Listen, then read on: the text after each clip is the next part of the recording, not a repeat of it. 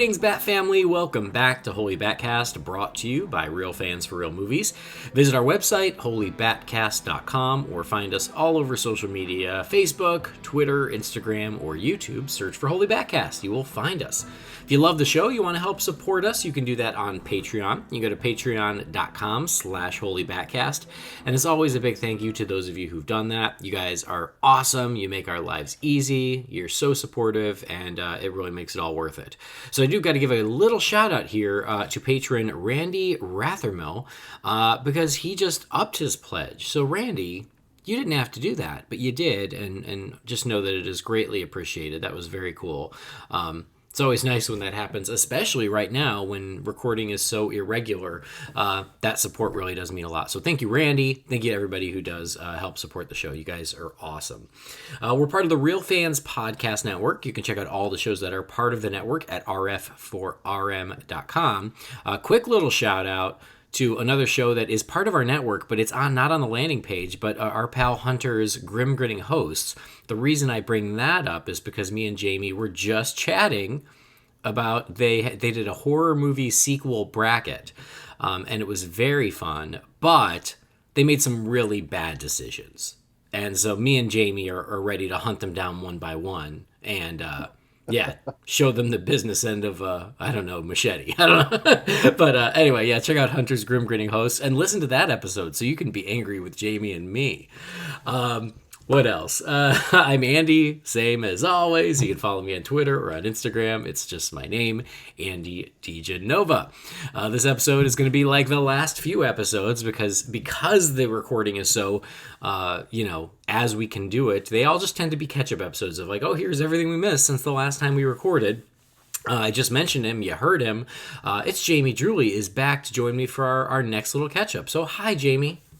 I'm just using this as a public platform where I can say that the choice that I would have had as the number one movie in that bracket tournament being eliminated in the first round by a movie that I don't even know what business it had being in the bracket. Man, Phil, Hunter, guys, you're killing me with this. I love those guys, but yeah, some of the judgment was a little questionable. To be real about it, Andy and I were just talking about this for the last couple minutes, and those episodes were an absolute blast to listen to. So everybody that's into the whole horror, sequel stuff, go check those 2 episodes out on Grim Grinning Host. But be prepared for some sharp turns to happen in this bracket that you will not see coming. Yeah. Because I know I didn't. These crazy people. Hunter's like, hey, who are the craziest people I can get to be on this to just completely screw up the results? It was a lot of fun listening to the conversations, even the ones I didn't necessarily agree with. And there were several of those, please believe. It was a lot of fun listening to the reasoning behind that.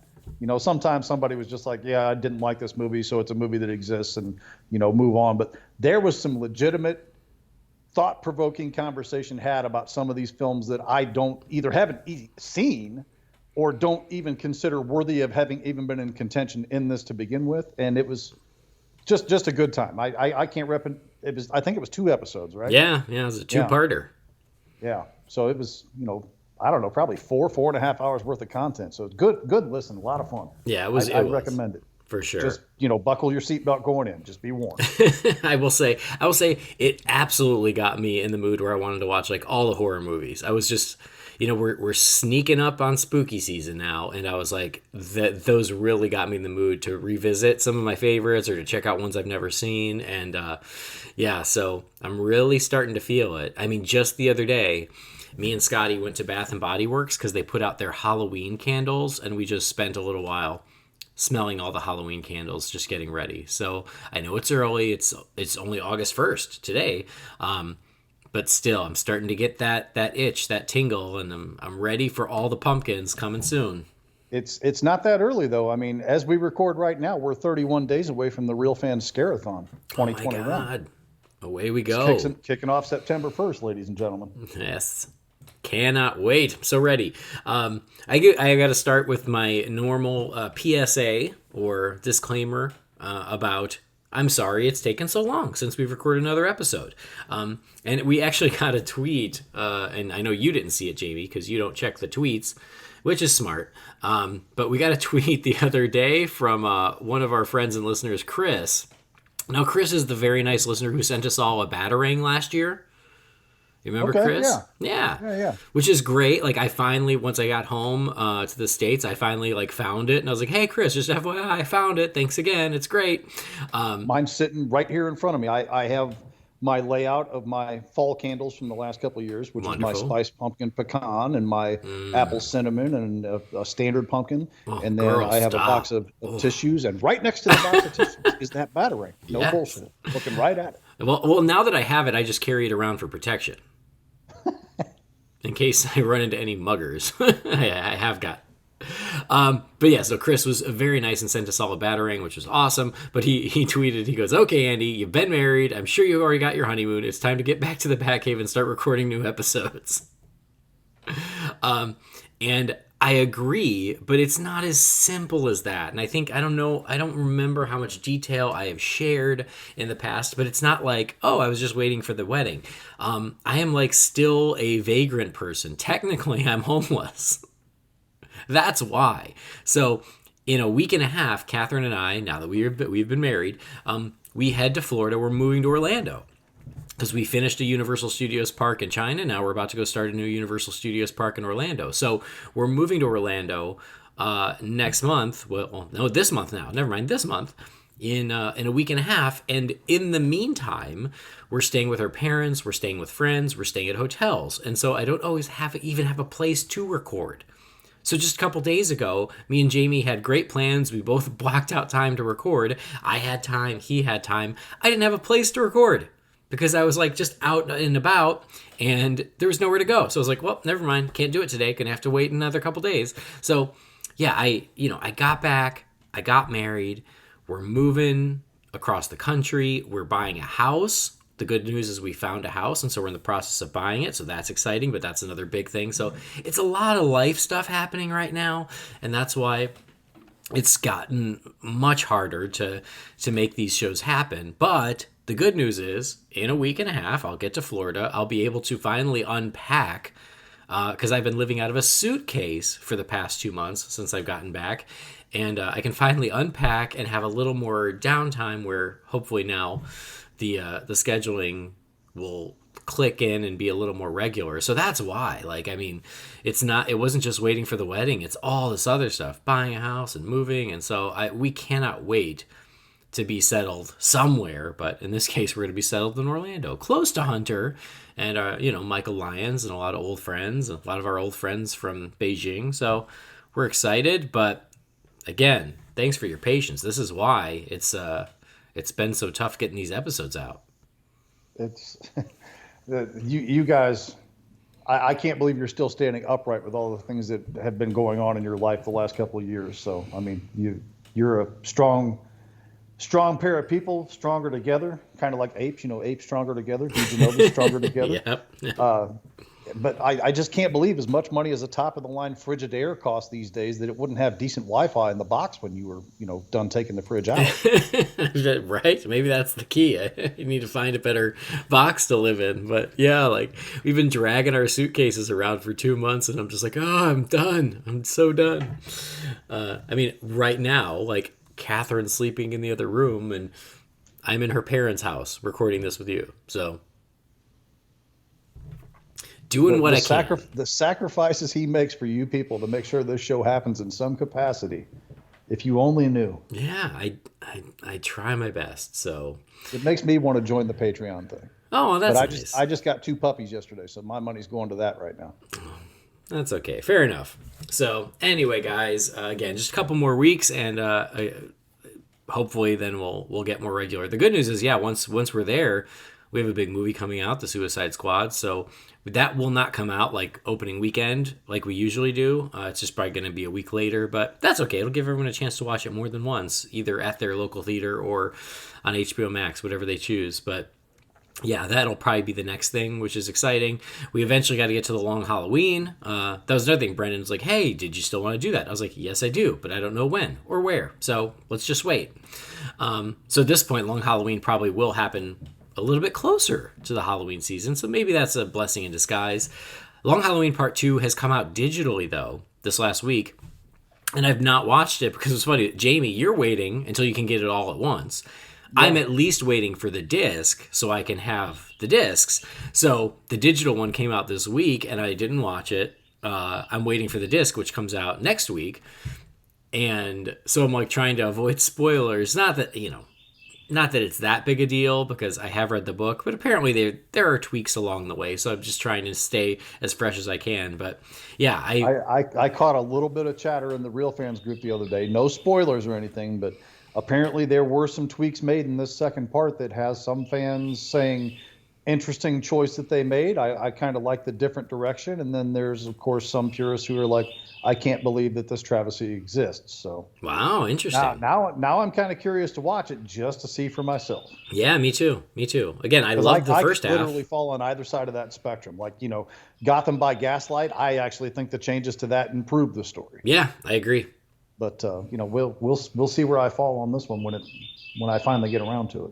And by the way, don't wait for that episode for me. If you guys get a chance to do it before price and combination of the two movies and all that happens, don't wait on me for that. The people want to hear, I'm sure. Okay. Well, yeah, we'll get to it. I know Brennan's down, but again, I'm waiting at least till the disc comes out. But at this point, we'll have the Suicide Squad. We'll probably have more in the next few weeks, and then, then we're getting closer to Halloween season anyway. So it's all good. Brendan's busy touching himself to the Olympics right now, anyhow. So. Right? Yeah, it's not like he's available anyway. He made Olympics cookies. He took 2 weeks off of work for this. Did he? Yes.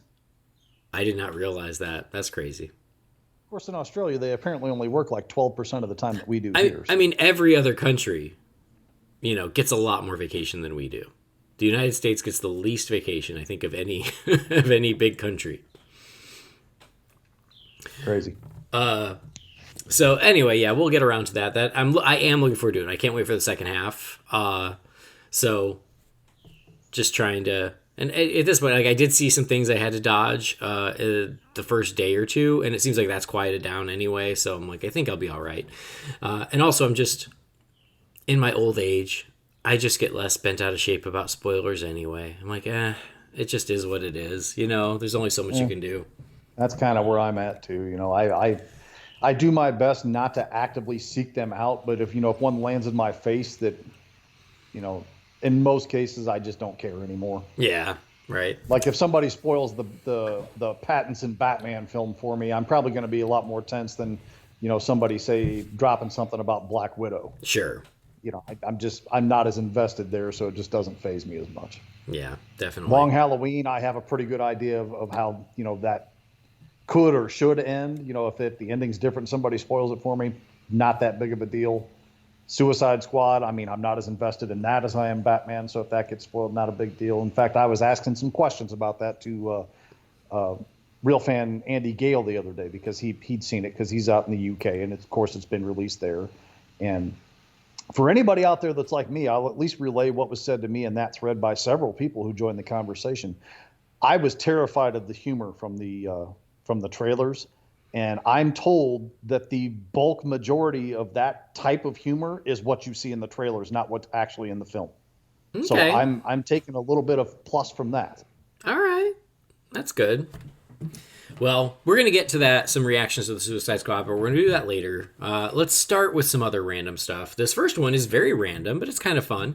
Do you remember hearing about the narrative podcast, the Batman podcast by David S. Goyer? Yes. Well, we've got a little bit of casting information. So the podcast is called Batman Unburied. It's the Spotify Batman podcast, and we now know who Batman will be. Mr. Winston Duke. Really? Yeah. I kind of like that choice. Yeah, it's really fun. So Winston Duke, most famously from Black Panther, but also from Us. And what I loved about Us was just how different I loved him playing like the dorky dad. It was so cool because I didn't even recognize him at first as M'Baku, and I was like, oh shoot, that is him. So he's got range, is my point.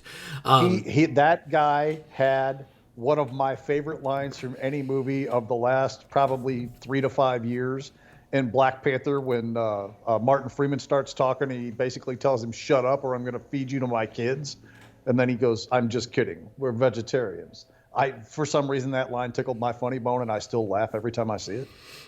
I appreciate that, and the only negative thing I'll say about that character is it gave Leroy license to bark at us when he wanted us to stop talking. You remember? He went through that little phase where we would talk and he would just arr, arr, arr. Oh, madness.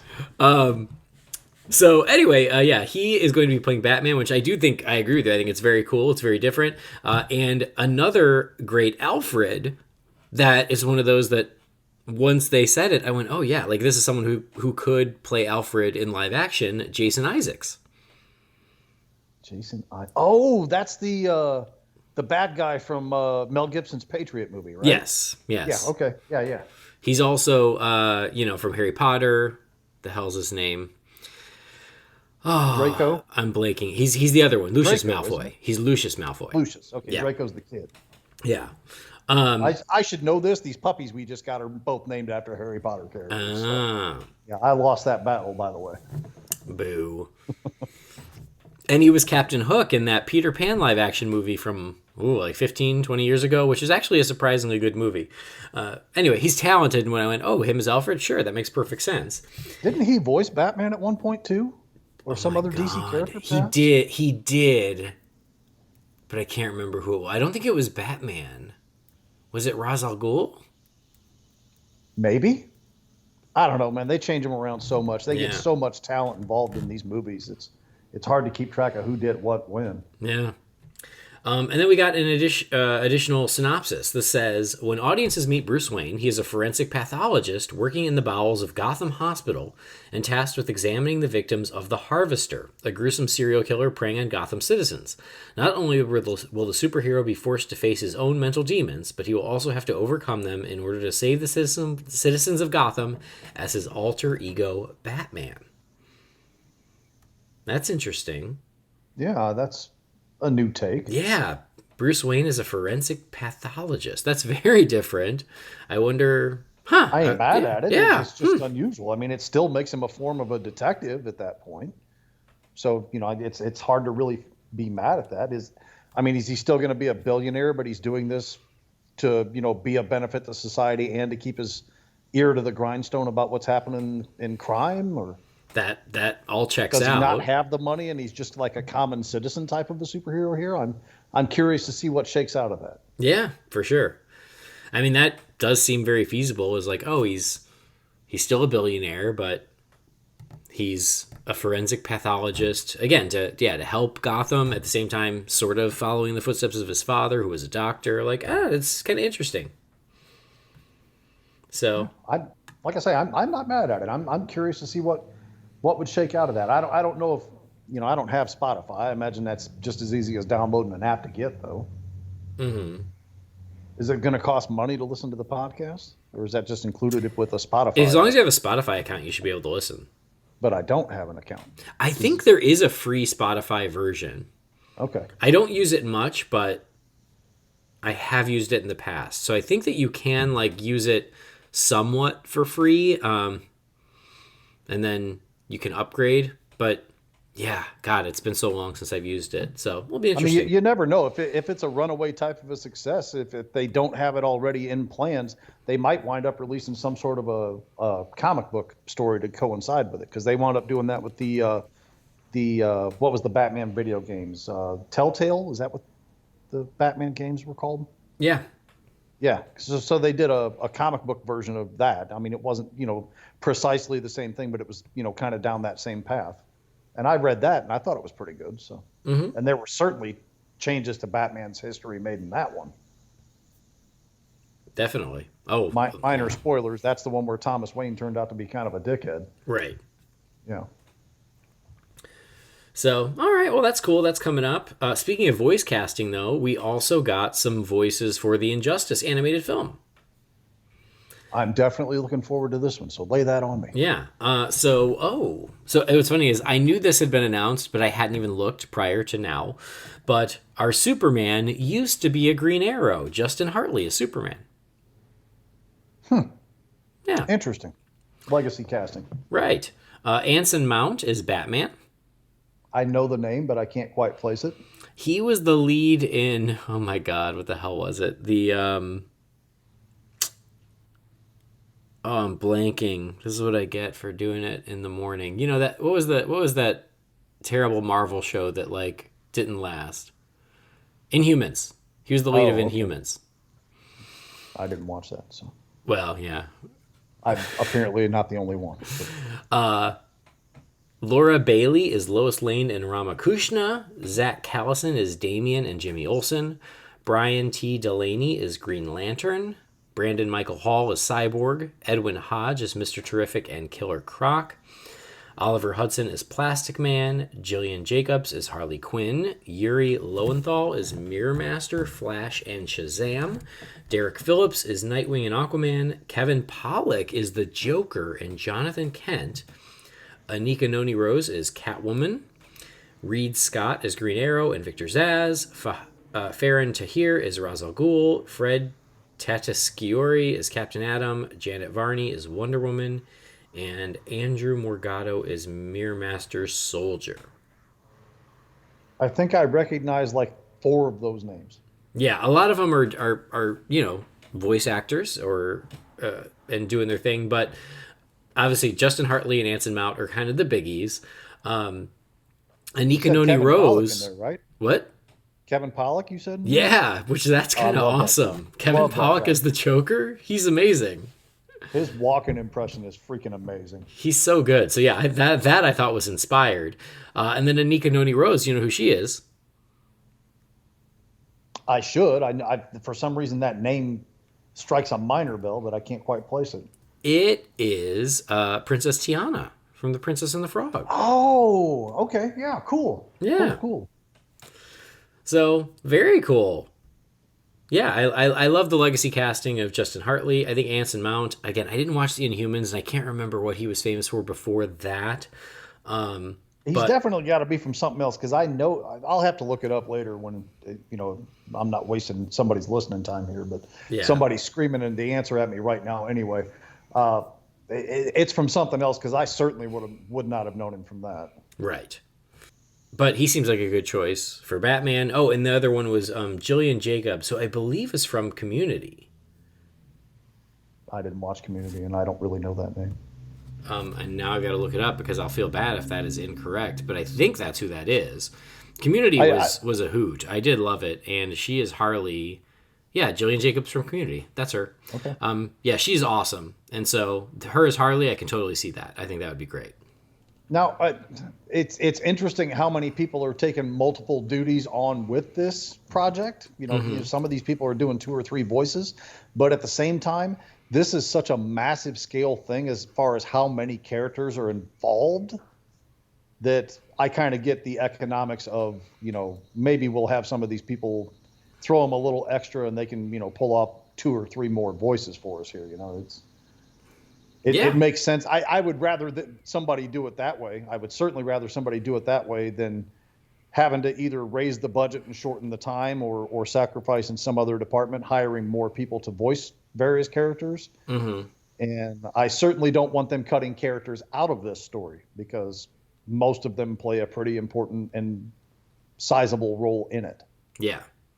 Well, and this is not abnormal for the animated films, especially for the characters who don't have as much dialogue. It's pretty common for one actor to cover multiple characters, so that's cool. And if they're doing like villain roles where they get like one line for them or something like that, I've certainly seen that before. But like somebody's voicing Flash, Mirror Master, and Shazam, that's a lot of work right there. I mean, it's just is what it is. I ain't mad at it. It's just interesting that Shazam and Flash are the same guy. Yeah, definitely. So that's coming soon. Very soon. I want to say it's like the end of the summer. Is it really? I think so. Wow. Yeah. Because I remember when they did the first sneak peek and we were like, oh crap, like that doesn't leave a lot of room for Long Halloween 2. But now that Long Halloween 2 is out, I want to say that is very soon. So something to keep an eye out for. God, we're going to have so many animated movies to catch up on once we can. Say that'll be like a month worth of episodes. Oh my God. Yeah, we're so behind on so many of them. But all right, well, great. It gives us more grist for the mill. So that is coming. Something else that is in the works, which is really interesting, is that Michael B. Jordan, who, has been fan cast as a Superman now for years, is apparently working on something with HBO Max for a Val Zod Superman something. Movie, limited series, we don't really know. But this came from Collider, is that Michael B. Jordan and his production company are developing a Black Superman project for HBO Max. And this is totally separate from the Ta-Nehisi Coates one. Yeah, this is totally separate from the J.J. Abrams Ta-Nehisi Coates one. I know.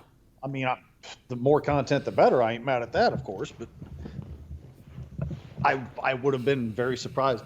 I saw that article posted, and of course, I'd click on almost nothing anymore because I'm just I know. curmudgeon-y about that stuff. But I just automatically assumed, for some reason, shame on me, that was going to be the Superman for the Ta-Nehisi Coates one. I did hear a rumor. Take it as you will. It's just a rumor. But I did hear a rumor that this started as one project, as Michael B. Jordan and the Ta-Nehisi Coates project were one and the same, and at a certain point they were split and became two. Like I say, more content, the better. So I'm okay with this.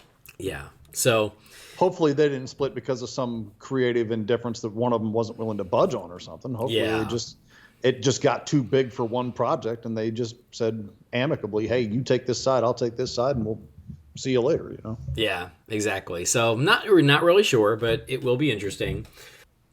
So we'll see what happens. I mean, it is one of those things where it's like, will both of them get made? Well, it's so much stuff is in development and everything. I know better than to make that guess anymore because there's a $1 billion Joker film floating out there that some of us thought was never going to happen. So right. So I mean, I love Michael B. Jordan. I do think he'd be terrific. And so yeah, it's just one of those things. Or apparently this development is happening, and it'll be interesting to see what it evolves into. I'm all for it. But that's for HBO Max, but we do have more coming to HBO Max, including Batgirl. So what's crazy is that the news came out that they were testing multiple actresses to play Batgirl, and then I swear it was like 2 days later they had decided. It was so fast. It was crazy. So there were multiple actors who were testing. That includes Isabella Merced from 100 Things to Do Before High School, which I am not familiar with, and Zoe Deutsch from Zombieland 2 and The Politician, and then Haley Lou Richardson from 5 Feet Apart. So all the fans jumped on Zoe Deutsch because she's amazing. I don't know if you have watched any of those things, but she's so good. So that was she like the secondary love interest in Zombieland 2? Yes, she was she was the one they found in the mall. Yeah, she was really good in that. Oh my God, she was so funny. And she's also amazing on The Politician. She's great. So I've not seen that. It's amazing. Anyway, so they were like, oh, we're testing all these actors. And then 2 days later, they're like, we have found our Batgirl. And that is actor Leslie Grace. So she was on that initial list. And Leslie Grace just made a huge splash in The Heights. She had the secondary lead in The Heights. She was great in it. She is Latina. And so that, of course, because it's the internet, has caused a little bit of controversy with the internet of Batgirl should be white with red hair. There's no reason a Latina actress can't have red hair. I'll just say that. But she was great. Well, I don't know. I've seen what happens when Jessica Alba gets a blonde job, so I'm not sure I agree with that. But I also don't care if Batgirl is not a redhead and she just happens to be a Hispanic actress. That's fine with me. Well, I have no issue with it. Well, I mean, also blonde is different than red. So She was great in the Heights. In the Heights was amazing. I loved it. I did not see it. It's so good. You know what? It left HBO Max 2 days after that news dropped into the Real Fans group, and I was like, I'd like to see this now. And of course, now I'd have to pay $20 to rent it. So I'm like, okay, now I'm going to wait like 3 months for it to circle back around to HBO Max again. Thanks a lot, guys. Yeah. Totally worth checking out, especially, if you like musicals. But it was so great. No, I don't like musicals. No, musicals aren't my... Okay, well then never mind.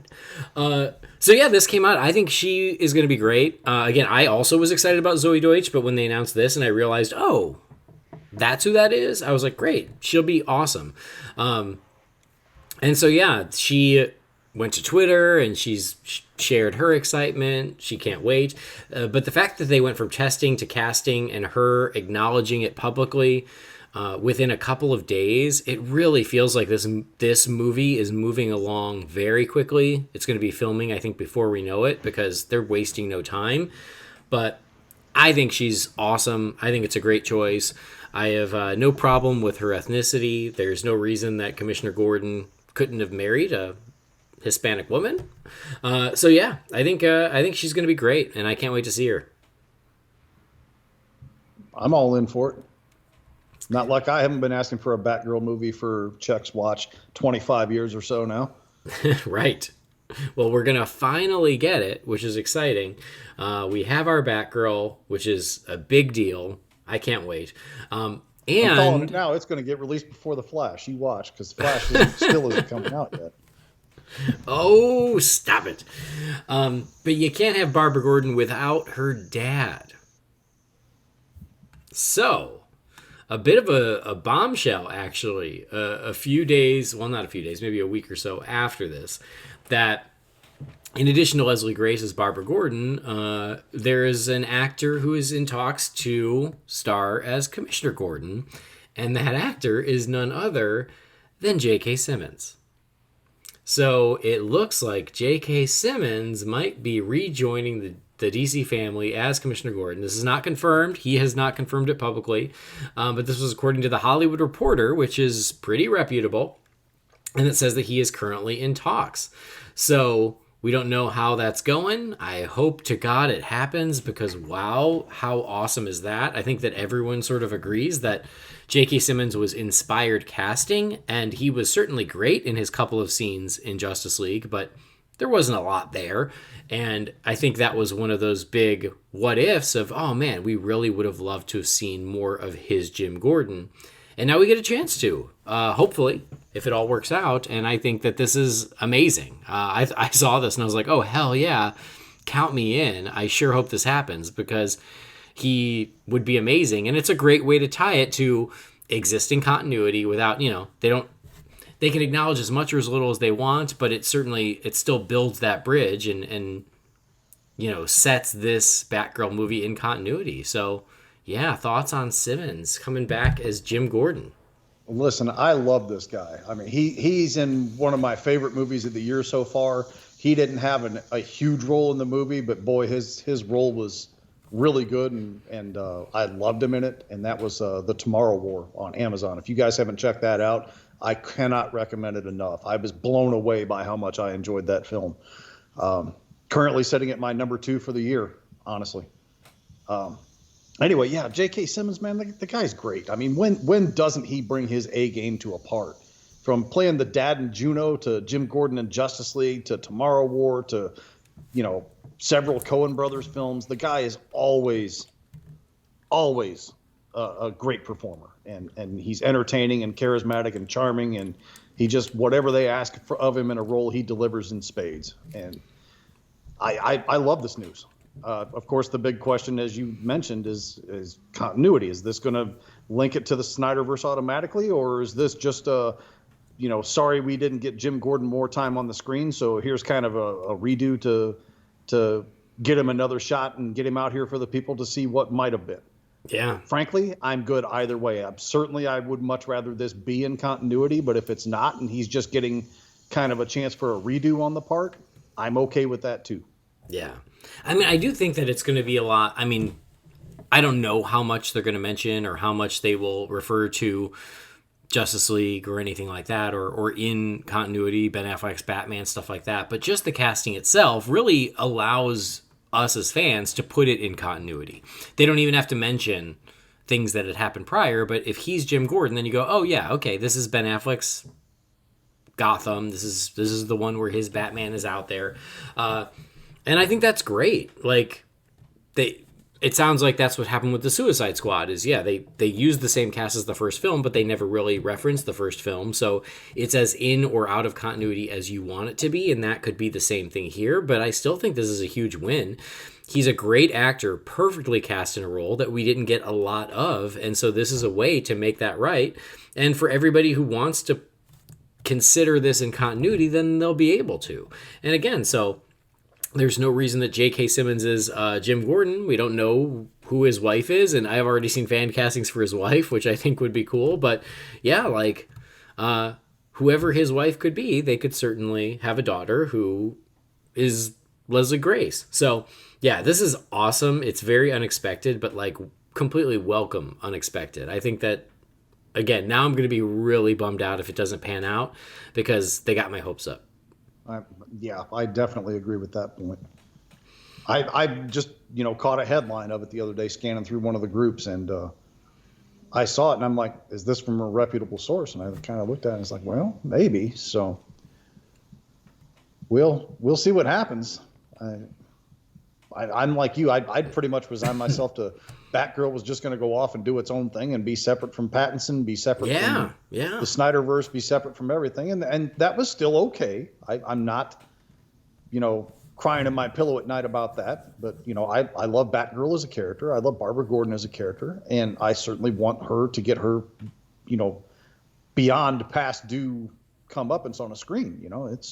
It's overdue to happen, in my opinion. Yeah. So I was excited any which way, but the fact that this possibly now is going to have Simmons and possibly is going to be tied into continuity, shoot. Mm-hmm.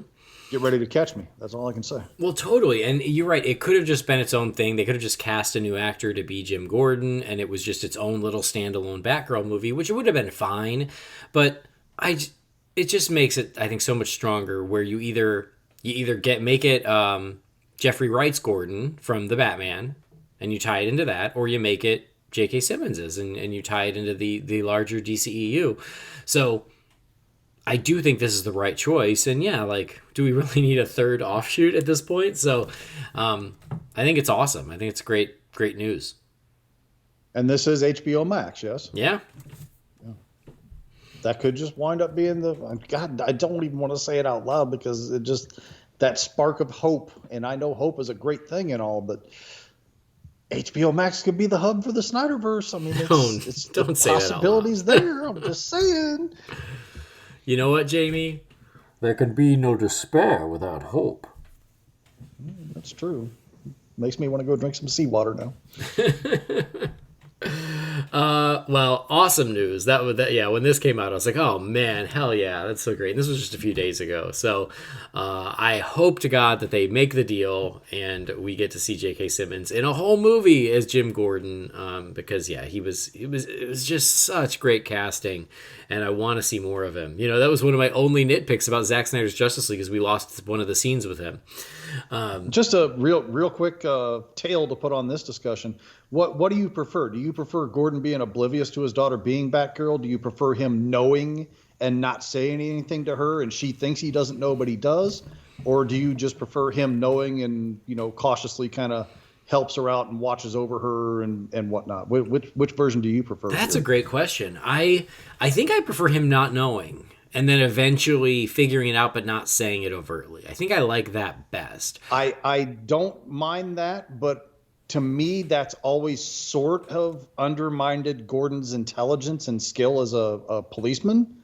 So I think my personal preference, and I can go with any one of the three and be fine, mind you. I'm not going to be huffing at it if it's not the way I want it to be. I think I prefer she thinks he doesn't know, but he really does and just doesn't say anything. Yeah, no, I think so too. I think it's funny because I think that all of those are appropriate, but I think that when you start the story, he has to not know. And at least for this first movie, that's how I would do it, is I would start the movie where he doesn't know, and by the end he knows, but she doesn't know he knows. I think that's what I would do. Kind of pull the Aunt May thing where she opens the door and sees the costume at the end of the movie, right? So, I just love seeing how quickly this movie is progressing. I'm really looking forward to it, and I love that it's really, ramping up. I think it's going to be great. And count me all in for it. That's all I can say. Same here. So that's great. So they're getting ready to film, but what is filming right now is Aquaman and the Lost Kingdom. And so they'd already started production. We knew that. James Wan already announced that. But it seems like when they started doing things without Jason Momoa. And so he arrived a week or two later. And so he did post to Instagram that he'd arrived in London to start shooting Aquaman and the Lost Kingdom. And the thing that was interesting about his post is he said, London calling, so excited to start Aquaman 2. We are here. Goodbye, Brown. Hello, Blondie. Mahalo to everyone for support on the HD Momoa line with Harley Davidson, and all my love to the cast and crew of C. I love you, Canada. Okay. But yeah, a lot of people saw the thing about Goodbye, Brown. Hello, Blondie. So is he finally going to get blonder hair? Or is it just going to be sort of what we'd seen in the past where there are sort of blonde, sun-drenched highlights? But yeah, it's kind of interesting. Great that he's there. Great that production continues. But I'm curious as to see what that means as far as giving Aquaman an updated hairstyle. Because that was something I always said, is I'm like, I'd give him a haircut. But I don't know if he's ever going to cut his hair.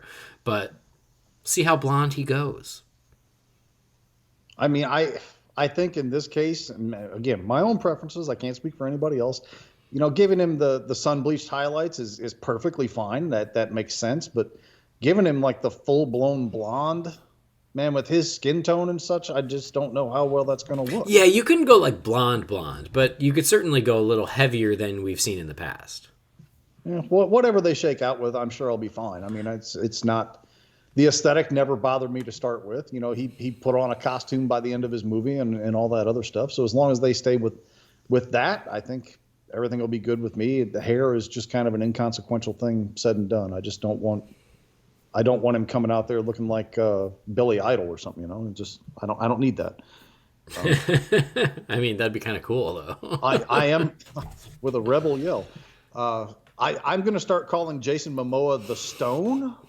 And I say that because I think the only person in the world that puts out more product than him on a screen right now is The Rock. So Between the two of them, The Rock, the Stone, I mean, they work nonstop, man. And there's something to be said for the work ethic that these two gentlemen have that really I have to tip my hat to, because I don't know how they find the time to sleep, man. I don't. I know, yeah. Just nonstop busy guys. So, yeah, and it is one of those things where it's like, I've already accepted what we have seen in the past. So it's like whatever they choose to do, but a little blonder.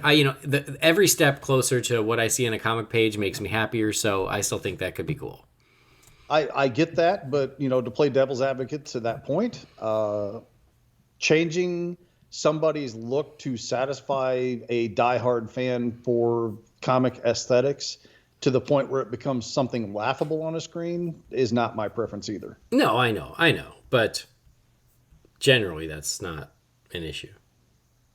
Momoa is a dark-complected guy, and I'm not saying there's anything wrong with that, obviously. I mean, I love this guy, but he just doing him with blonde hair, blonde eyebrows, blonde, he's probably not going to shave his face, so you got to do his facial hair all blonde too. This could get comical in the wrong way real quick. Oh, are you going back to the Jessica Alba thing? Yeah, I mean, it's the point where they changed her eye color between movies. I just watched these the other day because I actually kind of like those movies. But they changed her eye color from the first movie to the second one, trying to fit a certain mold. Mm-hmm. It's like, dude, she's Jessica Alba. She looks fine the way she is. If you want her as Sue Storm, there's no reason where you have to go with this ridiculous blonde look for it. Just let Jessica Alba in the part. There's nothing wrong with that. Yeah. Or if you were that desperate to have a blonde, you should have hired a freaking blonde actress, Just, I don't know. These things shouldn't bother me, but it just kind of does. Well, all right. I mean, anyway, Aquaman, blonde, fine, as is fine, whatever. I'm good. All right. Well, the important thing is the movie's getting made, which is exciting. You know what other movie's getting made, Jamie? Give you a guess. If there ain't a trailer for it, I don't want to hear it. It's getting made! The Flash continues production. And the set pics continue to show up online, and I don't reshare them, I don't repost them, but you also have to be living under a rock to miss them. Well, I'm apparently under rock way number 1 here because I haven't seen any. What? You didn't see the set pics that came out last week?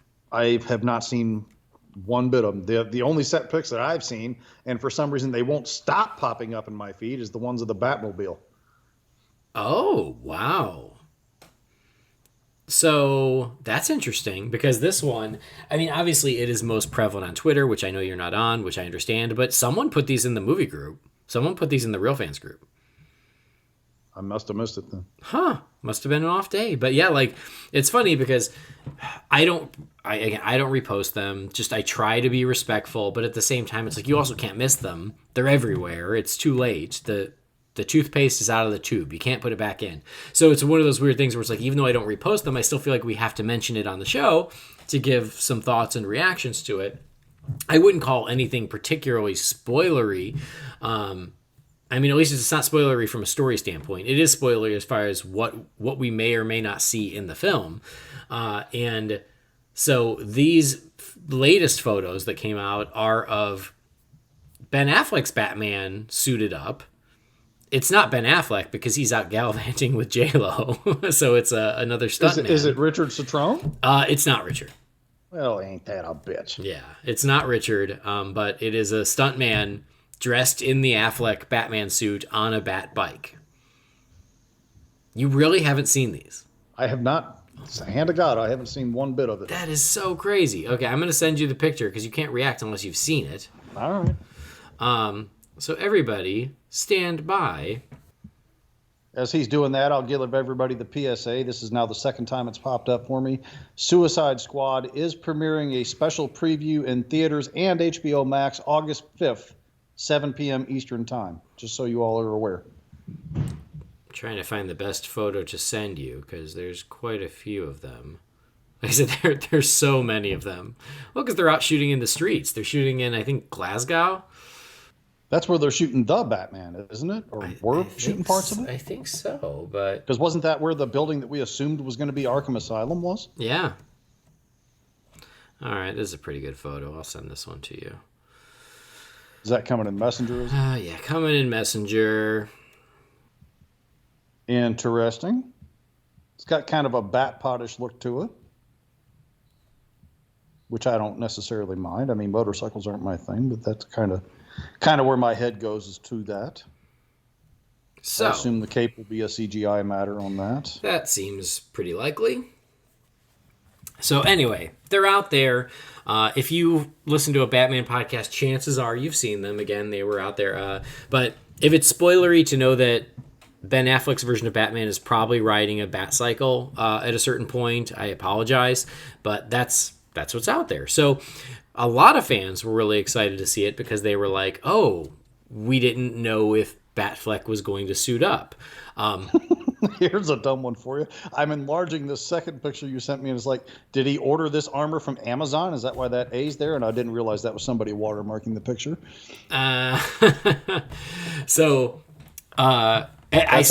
That's a far departure. That bat symbol and the armor and everything else. That's, selling a new action figure there, it would appear. It's definitely a new version of the suit, but it is unmistakably the Ben Affleck version. I still am not convinced Ben Affleck will suit up, but this is a way for them to do that, to have an action sequence with his version of Batman and then just have Ben Affleck come in for a conversation in the Batcave or Wayne Manor or wherever. This allows them to do both. But I gotta say, I mean, of course it's great to see that he will suit up in one way or another, even if it's not Ben Affleck himself. But I loved the bike. I think the bike is badass.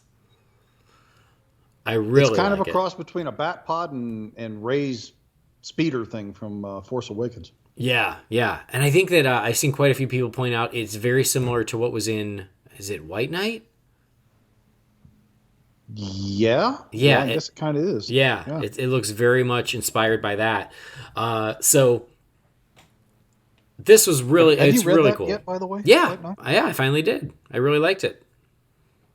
I still have to finish the sequel series to it, but I really like White Knight a lot. Yeah, I did not read the sequel, but I really liked the first one. I finally got around to it. So I think that it's a really cool Bat cycle. It's really cool seeing more things from this film. I'll tell you, this movie has got me more excited than a lot of most of the rest of the slate. Not that I'm not excited for the rest of the slate, but man, like this one, just I'm really into. And I will also say, like, what I am not getting aesthetically from the Batman, where I'm a little disappointed aesthetically from the Batman, I seem to be getting ironically from the Flash. So I'm very grateful for it.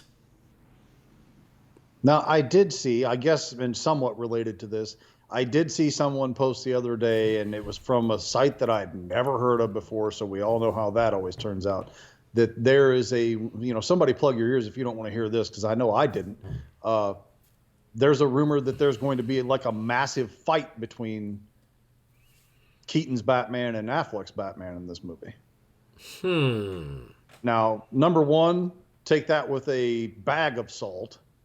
Number two, I don't really want that, because the conversations that were had when Superman was fighting Batman were enough. I mean, listen, I participated in that, but the reality of it is, it's said and done. I wanted the two of them to be shaking hands on a rooftop. You know what I'm saying? I don't want Batman to fight Batman to prove which Batman is better. Yeah. It's just, I don't need that in my life. I mean, if they scuffle for a minute or so, fine, until, Barry comes in and separates them and say, everything's cool. I know both of you, you're both on the up and up, that I'm okay with that. I don't need a 10-minute battle between Batman and Batman to fill up a slot there. It's just not what I need. Yeah. I mean, like you said, I take it with a huge grain of salt. I don't know if I buy that, but again, unsubstantiated and from a site I literally have never, I don't even remember what the site's name was because I'd never read it before that day. So it could be one of those we got this covered scenarios. It could be. And you're right, in theory, I'm like, I don't know if I need it. But if it's written into the story in a way that makes sense, I'm not necessarily opposed. But who knows? There's so many question marks around this movie, which is what's so fun about it. But yeah, it'll be interesting. But this was very cool. This was a very cool thing.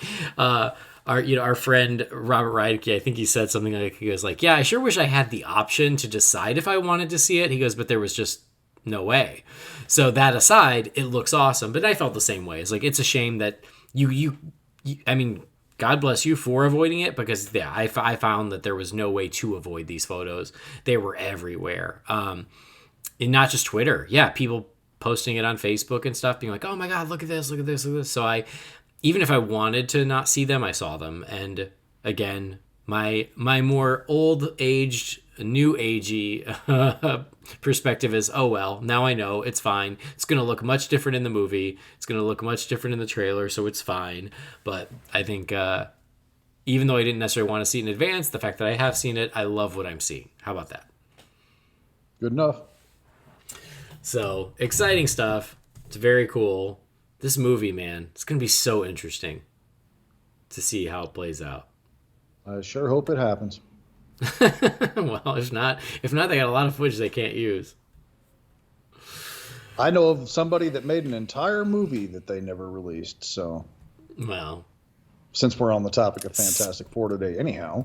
Oh, right. I thought you were talking about David Ayer's Suicide Squad. No, I was not. Well, that's what I want to talk about for a second. All right, let's. So, people have already seen The Suicide Squad, right? They had a fan screening the other night.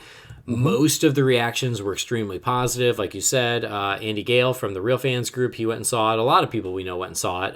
And I think almost unanimously they all loved it, which was great.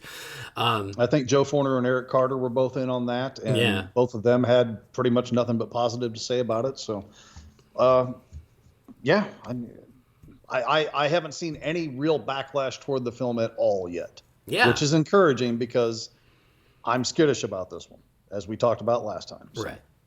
So, no, seeing the reactions has been very encouraging, very exciting. It's great to see. And then the critics have loved it too. It's already out there on Rotten Tomatoes. It's currently at 97%, and I always have to do a disclaimer. I know that Rotten Tomatoes is not the end-all, be-all of all film criticism. I know that. But people still want to know what the percentage is, and it's an extremely high percentage. So the point is that the Suicide Squad is getting great reviews from fans and critics alike. People are loving it. They're saying it's great, and that's awesome. For me, I'll take the win for DC. I'll take an unmitigated win for DC any day of the week. So I hope it's that good. I can't wait to see it myself. I missed out on the opportunity to do the fan screening because by the time I even knew it was happening, it was already too late to try and sign up. But I was like, well, whatever. What are you going to do? Like I said, I've been very busy. So all of these reactions, have been very positive, and that's great news for this movie. But a lot of these reactions felt the need to use this movie to continue to shit on David Ayer's Suicide Squad that came out in 2016. And quite a few of these jerks tag him in it. They're talking crap about his movie from 5 years ago, and they tag him in it because they're jerks. You know why? Because they're on a computer screen and he can't reach them. Yeah. This internet anonymity, man, I'm telling you, if people had to have these discussions face to face, they'd be a lot more civilized than what they are. And as somebody that lived through the era when these conversations only took place at the counter at the comic book shop, I can tell you they were far more civilized than what they are on a computer screen. Yeah. Anyway, sorry for the minor rant there. It's okay. So, because again, and that was so frustrating to me is I'm like, why? Like, it was 5 years ago, right? Like, if the new movie's great, that's great. We want it to be great. We want to love it, but it's just to use it to go pile on something from 5 years ago that someone worked really hard on. Like, come on. So, because of this, he wrote a very long letter to sort of just put his final word out there about the film. And so it's pretty long. I'm not going to read the whole thing to you. You guys can find it if you want. But some highlights about Suicide Squad itself. He said, I put my life into Suicide Squad. I made something amazing. My cut is intricate and emotional journey with some bad people who are shit on and discarded, a theme that resonates in my soul. The studio cut is not my movie. Read that again. And my cut is not the 10-week director's cut. It's a fully mature edit by Lee Smith standing on the incredible work by John Gilroy. It's all Stephen Price's brilliant score and not a single radio song in the whole thing. It has traditional character arcs, amazing performances, and a solid third act resolution. A handful of people have seen it. If someone says they have seen it, they haven't. He said, I've never told my... Oh, he said, so yeah, should be clear by now. I don't have any quit in me, never have, and why should I? Everyday breathing is a gift. I thought my story was going to end in a grave or in a cell long ago, so these I'm living are bonus rounds. I'm honored and blessed to have the career I do. Quit after my kids watch me come home every day after the studio takeover of the edit with my heart torn out. Who would I be to them if I quit? I've never told my side of the story. I never will. Why? Same reason no one will ever know what happened on my submarine. I keep my covenants. I'm old school like that. So I kept my mouth shut and I took the tsunami of sometimes shockingly personal criticism. Why? That's what I've done my whole life. Real talk, I'd rather get shot at. I'm so proud of James Gunn and excited for the success that's coming. I support WB and I'm thrilled the franchise is getting the legs it needs. I'm rooting for everyone, the cast, the crew. Every movie is a miracle, and James' brilliant work will be the miracle of miracles. I appreciate your patience. I will no longer speak publicly on this matter. That's a pretty classy statement, man. Listen, I've made it pretty clear before. I'm not the biggest fan of David Ayer's movies, but as a human being, this guy seems to be a stand-up dude.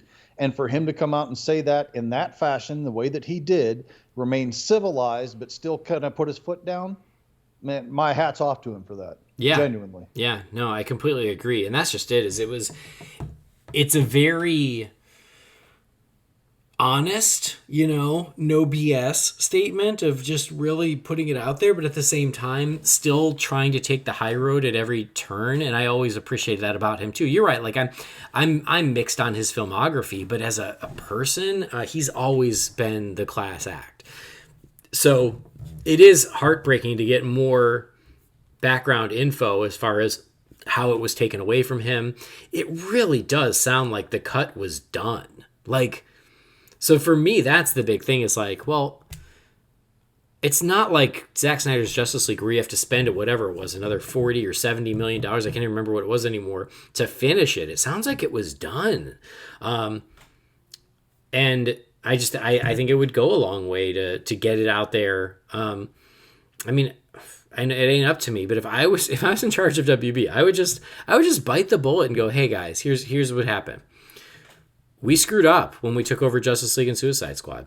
We screwed up and we learned our lessons and we won't do it again. And, hopefully you guys will go with us on this journey as we continue making more great DC content. But we're sorry, we screwed up, and here's David Ayer's movie, and onward and upward, especially because the people in power right now are not the ones who took the movies away. So it's much easier to go, hey, it wasn't our fault anyway. It was those old guys. We're not the old guys, and let's prove it.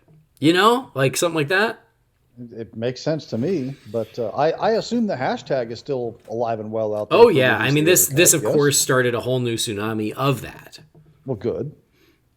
So assuming people are being good about how they approach it, I guess is what I want to say, because we all know my feelings about the release of the Snyder Cut movement and how I think some people did it great and some people did it all kinds of effed up. Yeah. But going down that same road, listen, the Snyder Cut of or Zack Snyder's Justice League, as it wound up being released as, since its release has never, at least on mine, and I don't know if it varies from region or IPN to IPN. It's just the Zack Snyder's Justice League. Every time I'm scrolling through the popular movies on HBO Max, it's there. It hasn't left since its release. So somebody's watching that friggin' movie somewhere. Mm-hmm. I know it ain't me that's watched it 6 times and left it alone. It can't just be me that keeps it in that category. There's got to be interest. There's got to be people.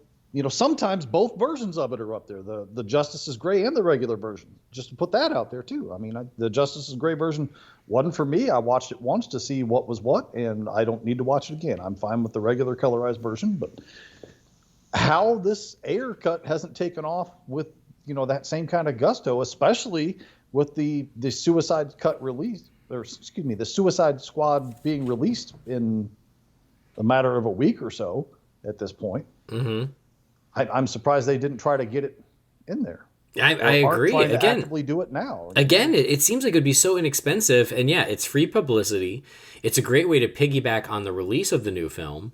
I guess I understand not wanting to steal focus from the new film, so I think there is an argument to be made for that, for holding it back because you don't want it essentially competing with the new film. You want the new film to be the story, not the 5-year-old film that you screwed up. So I do understand that. So maybe it is best to hold for a bit. But yeah, I just feel like if it was that close to done, it shouldn't be that hard to get it out there. And again, make amends. Like, how hard is it to just say, hey, sorry, we screwed up your movie.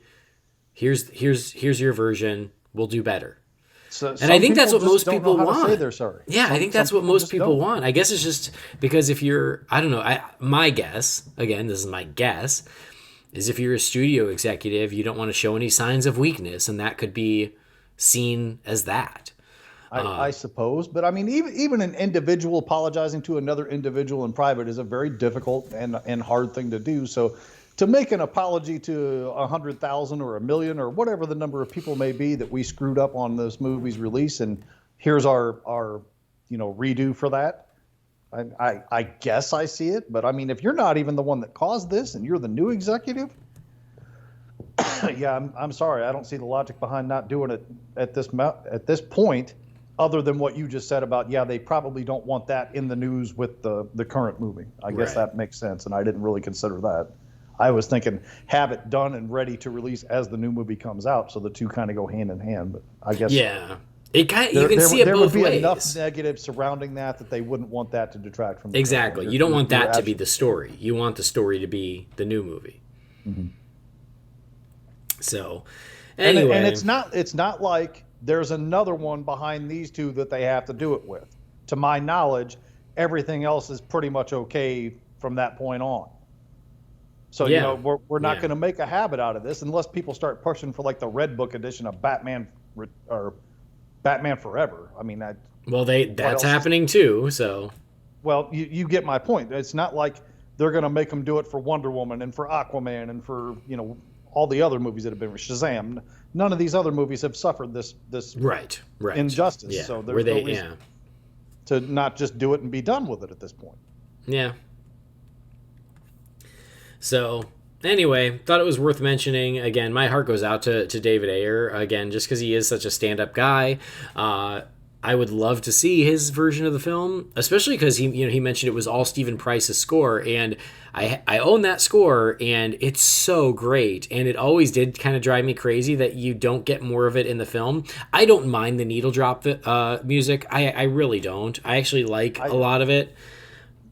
Most of the choices were fine, but to me, when you're having that many songs and shifting in and out of that many songs in a movie, it can become distracting. I agree. There were so many of them that you're right. It gets distracting. It was simply overdone. A little restraint would have gone a long way in that particular area. But for sure, I've listened to the score independent of the film, and I agree with you. It's a very good score. I'm not sure I can pick a note of the score anywhere in the movie as it exists. Mm-hmm. And not that I watch it with a lot of regularity. I think I've seen the movie probably 5 or 6 times in total since its release in the theater. Yeah. My daughter watched it almost every day when she was going through her Harley Quinn phase, but still, it's just the score is not a standout in the film itself, which is unfortunate because it is a good score. It's so good. That's just like as someone who loves movie scores, I remember buying it, even though to your point, after seeing the movie, I didn't walk out thinking about the score, but I bought it anyway, just out of principle, and I listened to it on its own. I'm like, God, this is so good, and it's a shame it isn't used more in the movie. Honestly, I don't know if I ever would have listened to the score if you hadn't brought it up all them years ago. Yeah. And you were right, and it's something that got left to the wayside, like so many other things, apparently, with the finished film as opposed to the released film. Mm-hmm, for sure. All right, well, I hope the Ayer's version gets out there one of these days. It would be awesome. I'd love to see it. Anyway, it's funny. Yeah, I'm in a weird spot where I like the film we got. I still like it. I'd love to see his version, and I'm still looking forward to the new one. I can like all those things. Isn't Fandom coming soon? I think so. I think it comes in a couple, is it middle or end of August? I think that's what sounds right to me. I mean, hell, wouldn't that be an ideal time to release it after Suicide Squad's had a couple of weeks in the theater and HBO Max? Yeah. Anyway, well, probably one of those things probably won't happen, but it's not like it couldn't at this point. Right. More to catch up on later once we get back to a regular recording schedule. All right, and then again, I said there were a lot of great reviews coming in for the Suicide Squad, so I just want to share a couple of those reactions. Variety says, the Suicide Squad, make no mistake, is a grand, scaled down and dirty throwaway. James Gunn has directed it like a bad boy, though that was his mandate. In fulfilling it, he's proven himself to be a good boy, but he knows how to dip into the gutter with style. Deadline says, I had a blast. If you're a fan of the original comic book, this squad is the real deal. Interestingly, the film's title makes no reference to the previous movie, which means there is no 2 next to it. And then it goes on to, again, shit on the original movie. Whatever, I'm not going to read the rest of that.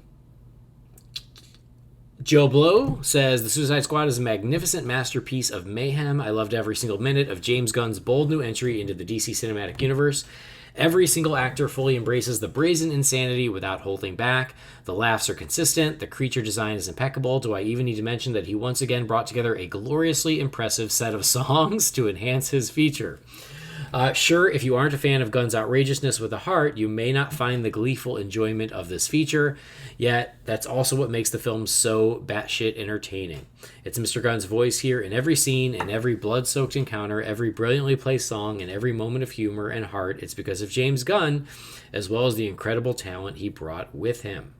Who wrote that? Does it say, or is it just... It just says Joe Blow. I would have to check. Okay, no big deal. I just wondered if it was Bunbury that said it, because I always am curious to see what Chris Bunbury says in regards, because he doesn't generally follow the fanboy mindset. So I find if he's being generous to a superhero film, there's usually some foundation to it. Versus, some of the people out there just plain hate the genre. Some people just plain love the genre, and then some people like Chris are just they're going to call a movie as they see it. Yeah, this one it says Jimmy O. Okay, so that's like the head guy, which he tends to lean a little more geeky than some of the other ones. I mean, no disrespect either way intended here. I mean, love him or hate him, he kind of leans taste-wise for the people out there a little bit like Harry Knowles. Okay. If that helps somebody gauge it. So yeah. And then here's what Entertainment Weekly says. It says, by the psychedelic finale, whose stompy shenanigans fall somewhere between Godzilla and Ghostbusters on the jumbo scale, Gunn is fully leaning into the midnight movie camp and subdividing his motley crew of anti-heroes into bad and better. Those endgame loyalty tests and the inevitable post-credit scene that follows do the groundwork of setting up a sequel if another one should be deemed worthy. Unless, of course, they choose, as it is now suicide prerogative to do, to wipe the slate entirely and start again. Sounds like somebody's asking for what I was asking for there. So, anyway, exciting stuff. Glad people are loving it. Glad it sounds like it's really good. I'm about to head to Vermont for a wedding, and that's when the movie opens. So it's one of those things where it's like, maybe we can find a theater in Vermont. Otherwise, I might have to wait until I get to Florida. I might have to wait a week. Okay, then. It's ridiculous. All right, well, the Suicide Squad is coming. And then, like we said, I think recently, the following week also includes Stargirl and Titans. So August is going to be a good month for DC fans. And it's all starting in just a few days.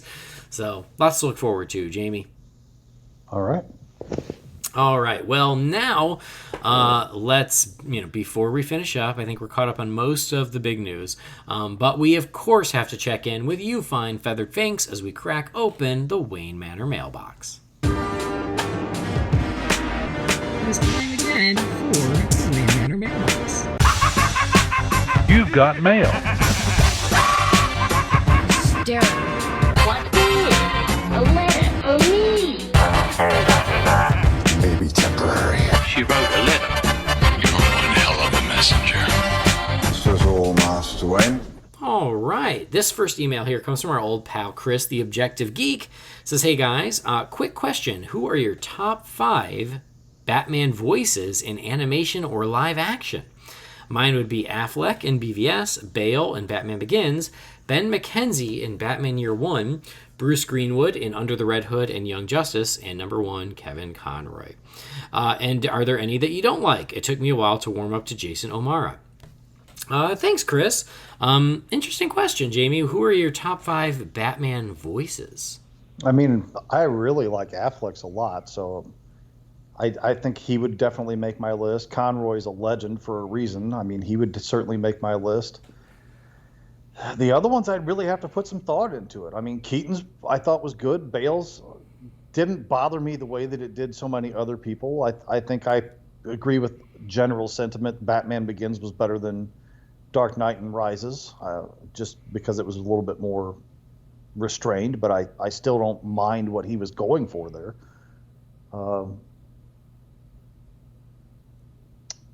I don't know. I don't even remember. I know Greenwood did it. I know Peter Weller did it for Dark Knight Returns. I really liked his turn in there, but of course I may be a little slanted on that one. I don't know. The other ones I'd really have to put some thought into. Yeah. Well, I'm going to try and pick 5, top 5. So obviously Kevin Conroy. These are in no particular order, but Kevin Conroy, obviously. Keaton, because Keaton's is understated but still so effective. Affleck, for a lot of the same reasons, honestly. I love Bruce Greenwood in Under the Red Hood and Young Justice. I think he's perfect. And then I would go with Diedrich Bader for Brave and the Bold. It's a very different Batman, but just as good. Put him on my list too. I really like his turn in. Yeah, he's amazing. And honestly, one of the ones that didn't really work for me was Ben McKenzie in Year One. I have not rewatched it in a long time, so maybe my memory's fuzzy, but I just remember when I watched it, I didn't quite get... I don't know, it didn't quite sound like Batman to me. It's been so long since I watched that, I can't even place the voice, so I couldn't comment either way there. Yeah. All right, next message here is from Jacob. It says, hey, Holy BatCast. I'm a huge fan of Batman as well as a fan of the show. I recently got into the animated world of Batman, and I'm loving it. I'm curious, though, do you have a review of Frank Miller's The Dark Knight Returns animated film? If not, are you planning on doing one? One last thing, I love all your ranking episodes. The ranking of the Batsuits and the Batmobiles are favorites of mine. Can you do an episode ranking the animated Batman films? I think that would be fun. Thanks for all you do. Love the podcast. Keep up the great work, Jacob. Thanks, Jacob. Well, your first answer is, shockingly, we have not done an episode reviewing the Dark Knight Returns animated movie. We were going to save it because I believe this year is the 5th anniversary, but who knew that Andy was going to get life in the way of things? And that's the worst. It's kind of got pushed by the wayside, and now we're going to be trying to dig ourselves out of the hole that we're dug in for the rest of the year, which no big deal. I mean, that's just how things go. Life gets in the way. Mm-hmm. Yeah. But, I mean, I'm certainly game to do, a commentary or review, both. Whatever you decide to do when we get an opening, I'm good for. So. Yeah. No, it is one that we have been wanting to do forever, and it's shocking that we have not had a chance to do it yet. So we will figure out a way to do that. It is long past due. And then ranking the animated Batman films would be really fun, too. So I'm down for that, too. Wait, this wouldn't be the 5-year. That came out in 2012, didn't it? So it's almost the 10-year? So it'd be 10-year next year. Perfect. Let's right? Yeah, try to remember that. I don't know. What actually I think maybe one came out in 11 and one came out in 12, or one in 12 and one in 13. I don't even remember anymore. We'll have to do some research on that. But any which way, I'm game for it because damn, I love that thing. All right. Sweet. All right, next message is from our old pal Mark Bickford. It says, hey guys, I already got one email in the mix for this show, so I'll keep the niceties except to say I hope Andy's wedding went wonderfully and that all is well with everyone's families. I assume you saw the photo that David Sandberg put out showing the Shazam family in their snazzy new outfits. Oh yeah, that's another thing I don't think we've talked about. I'm wondering what you thought not only of the outfits, but of the news that Michelle Borth has apparently been replaced as Mary Marvel by Grace Fulton herself. I liked Michelle in the role, but I have to admit in that photo, Grace looks like she stepped out of the comics, and I liked her as Mary Bromfield, and I'm looking forward to her in the role. Why do you think the switch was made? Maybe because they didn't like Michelle in the role in the first Shazam, which could be why most of her fight scenes were cut. Or maybe someone didn't like having Mary Marvel, who is over 40 years old. Or maybe it was because of her politically oriented tweet from January. I tend to doubt it was the last, mainly because it seems to me that if WB is doing something specifically for political reasons, they tend to be loud about it, like the fate of Ralph Dibny on The Flash. I'm wondering about your thoughts. Have a great week, Mark. Thanks, Mark. There was a photo released of the Shazam family in their snazzy new outfits, and yeah, as Mark said, they confirmed that Grace Fulton is both, is her alter ego and Mary Marvel. Thoughts on that, Jamie? I really don't have a dog in this hunt, so I'm good either way. Yeah, it's so funny. I don't think I think I saw the photo, but I don't think I took any time to stop and actually look at what the photo was for or what it was saying, if that makes any sense. Like, I thought somebody just made a post and I just kind of skipped by it. Yeah. But I vaguely recall seeing them all standing there together. Yeah. Well, I will say the new suits look amazing. Like, I'm really into them. I think they're great. And I did think it was an interesting choice that now Grace Fulton's going to be playing both. What's funny is in the first film, and what's her name? Michelle Borth. She looked so much like Grace Fulton that I wasn't even sure they changed actors in the first movie. I even had to like look closely and go, wait, is that someone new? And I understood like the consistency of, well, everybody turns into someone new. There can't be one who doesn't. So I was like, oh, okay, cool. Everyone should change. And now with the new one, I have mixed feelings because yes, it breaks that consistency where like now everyone does transform into someone new except Mary Marvel, which is a little weird. But at the same time, Grace Fulton looks so great as Mary Marvel that I'm willing to forgive it. It's okay. As for why they would make the change, I have no idea. I don't know anything about Michelle Borth. I don't know anything about her political leanings. All of that is news to me. I do think she got the shortest thrift in the finale of Shazam, which is one of my nitpicks of that film. I wanted to see a little bit more of her. So, yeah, I mean, maybe her stuff wasn't as good, which is why she's less, like, we see less of it. I don't know. Well, I mean, are we assuming that these kids, when they do the whole Shazam thing, turn into different people? Or are we assuming that they're turning into themselves at an advanced age? Because if we're assuming they're just increasing in age, she was the closest one to adulthood by age to begin with. So maybe that's why the change was made here. Yeah, I do think that's the case. I think they're supposed to be themselves just plus whatever, 10, 15, 20 years. No, just a stab in the dark there. Since she was the one that was oldest to start with, maybe that's why they decided to keep her the same actress for powered and not powered. I don't know. Just total stab in the dark there. Yeah, it could be. Or it also could have been one of those things where it's like they look so much alike. Grace Fulton looks like Mary Marvel. Yeah, like why have to? So, all right. Moving forward, next message is from Brian B. It says, "Hey guys, my question observation is this. As has been apparent in my questions over the past couple months, I'm not a fan of Zack Snyder. I think he poisoned the DC well. Well, I'm not going down that route again. The one thing I noticed is DC fans who don't support the Snyder Cut or his films are called haters. Or the one that fries my circuits is not a true DC fan, which annoys me to no end. I was wondering if you guys have noticed this and your take. Personally, as someone who loves DC, I feel ostracized by the fandom sometimes because of this. I really wanted to like his version of things, but I can't lie and say that I do. I get turned off by his films, and lately the backlash to people who don't like them, or the backlash to people like me who don't bend the knee. Side note, I also didn't care for Army of the Dead. Secondly, to make this a bit more positive, is there something in Batman media that cheered you up when you were at your lowest? Mine was watching The Dark Knight Rises 2 years ago. After being let go from a job and seeing Batman climb out of the pit, it made me realize everything will be fine. I just have to get out of this pit I was in. While it sounds cliche, I can't explain how low I was at that moment, and seeing that scene cheered me up. 2 years later, I currently have a great job, I'm in a great place, so much like the Bat, I was able to get out, minus the cheering crowd.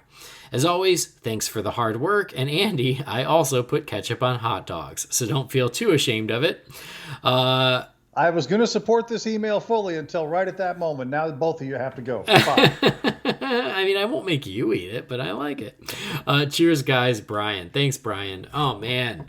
All right, so question one, how do you feel about if someone doesn't like Snyder's version of the DC universe? Sometimes they feel like they, kind of get hated on or ostracized. He's right. I mean, so many people who avidly defend Zack Snyder are so overboard in the way that they defend Zack Snyder that they will become venomous, if you will, towards other people. They get nasty because they don't like their boy being dissed. And you know what? Zack's my boy too. But you know what? I also recognize, and Zack would probably be the first to back me up on this, it's okay if people don't like his movies. Mm-hmm. It truly is. He's not making movies for everybody. He's making movies for people who like Zack Snyder movies. If that works for you, fantastic. If it doesn't work for you, that's okay. There's nothing wrong with that. There's no reason to attack somebody because they don't like the way Zack Snyder does things, because Zack truly does things differently than anybody else. Mm-hmm. Just like Nolan did things different than everybody else, which I'm going to circle back around to in just a second, by the way.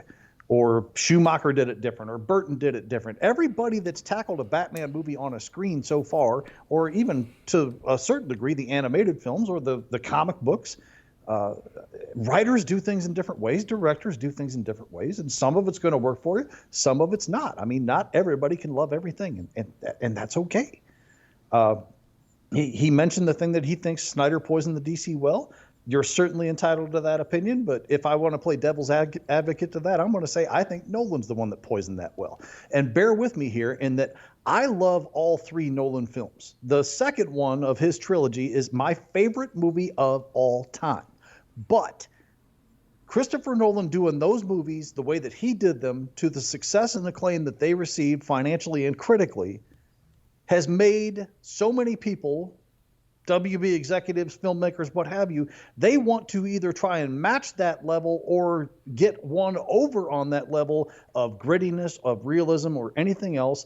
And I think that, to an extent, has been what's poisoned that well, of people not wanting to do Batman more like, I've said for a few years now, but the next iteration of Batman, I want to be less Dark Knight and more Brave and the Bold, because I want Batman to start leaning more towards that fantastical side, because I think that's the version that we've seen the least on screen at this point.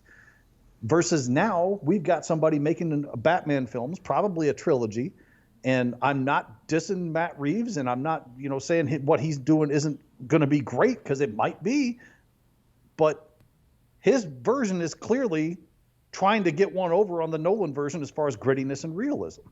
I think Snyder tried to take it one step past what Nolan did with grittiness and realism and how his Batman was portrayed on screen with Ben Affleck.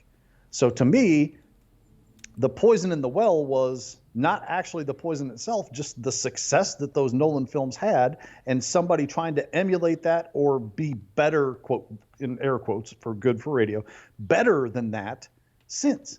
And nobody's tried to shift it in a completely opposite direction, and I think that's unfortunate, because there's more Batman to be had out there than pissed off all the time, dark, gritty, realistic, psychotic Batman. Sorry, that was a really long tirade for just one little thing that he had in the email, but I just wanted to put that out there, that I don't see things exactly the same way, but you know what, man? We're all entitled to our opinions. Yeah.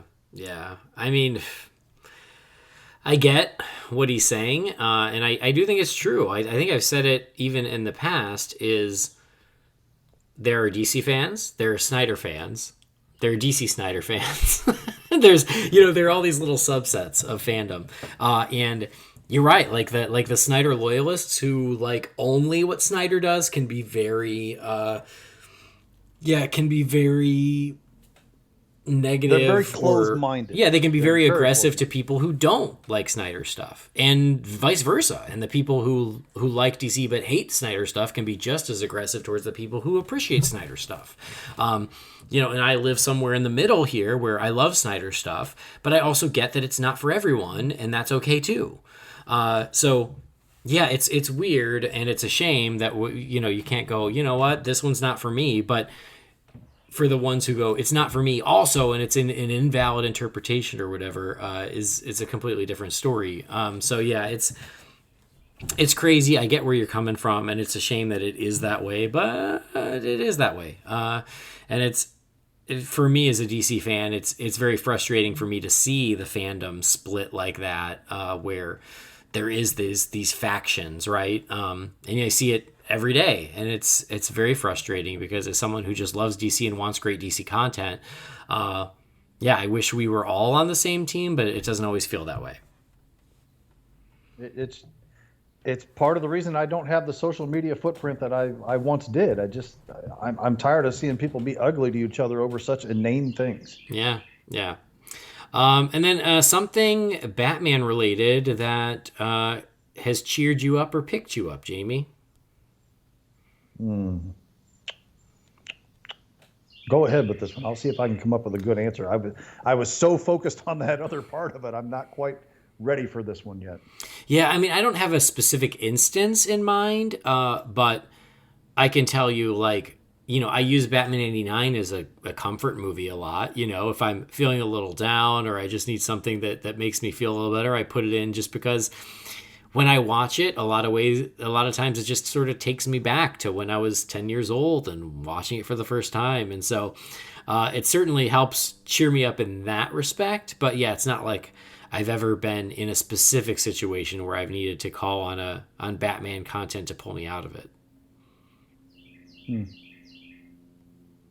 Yeah, I don't know that I can recall a specific thing that is a I hate to use the word, but for lack of a better word to come up with on the fly here, crutch to get out of one of those situations. Batman just kind of makes me feel good all around. I mean, I guess the best example I'll give you is I took the day off work yesterday because we got 2 new puppies in the house, and I spent the whole day, getting them acclimated. First of all, we had to drive them home because it was like a 45-minute drive to the rescue place that had them. Got the dogs home and everything else. And yesterday I was wearing a Batman shirt, and while I was, getting the dogs, 2 different people said something about cool shirt.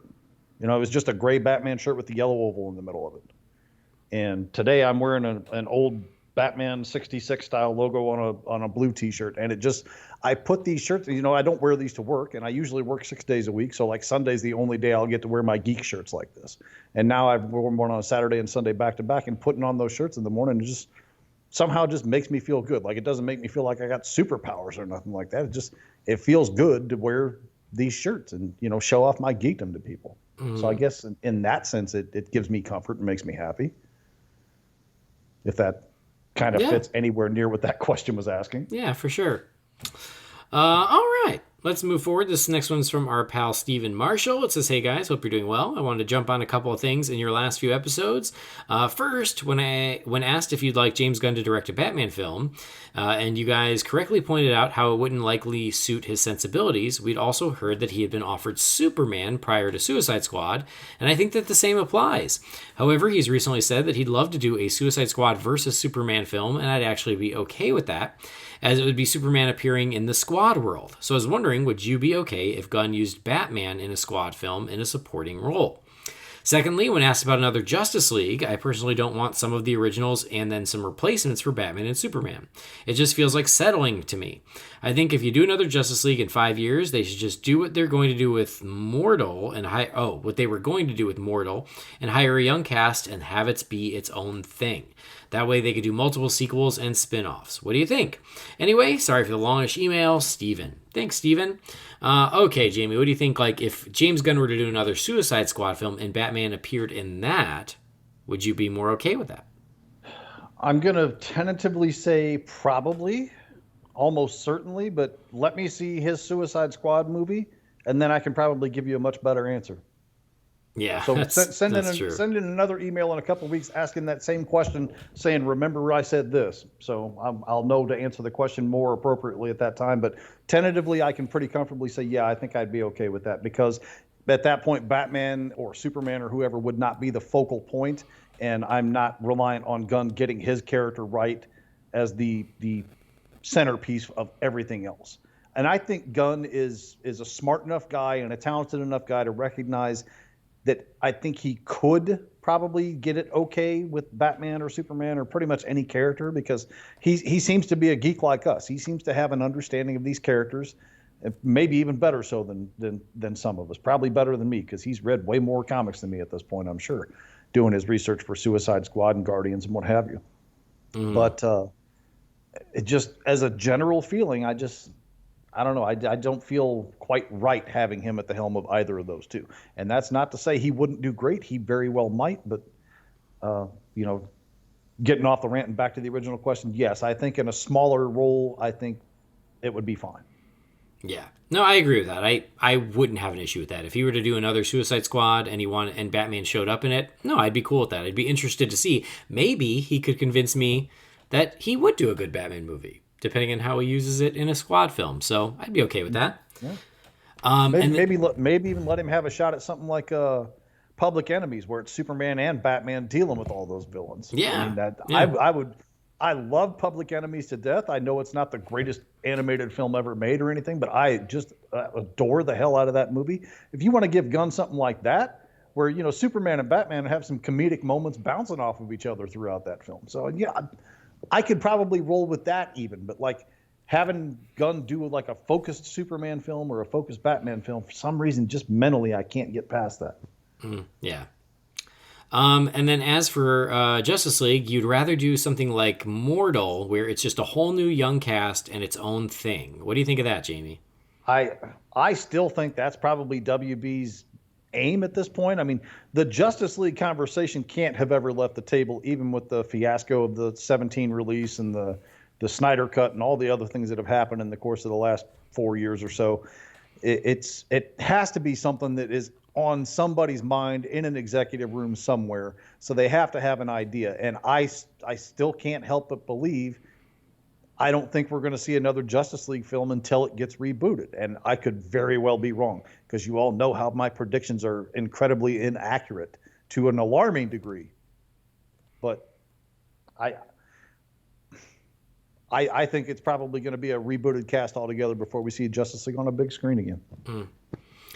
Yeah, I think that's probably true, and I think that's okay. I wouldn't want them to do that while the other versions are going, though. I mean, of course, I'd still go see it, and I'd get over it, but I just feel like it's just, to have like an Aquaman solo franchise going and a Wonder Woman solo franchise going or a Flash solo franchise going, and then having a Justice League franchise with new versions of all of those, I think would be really weird.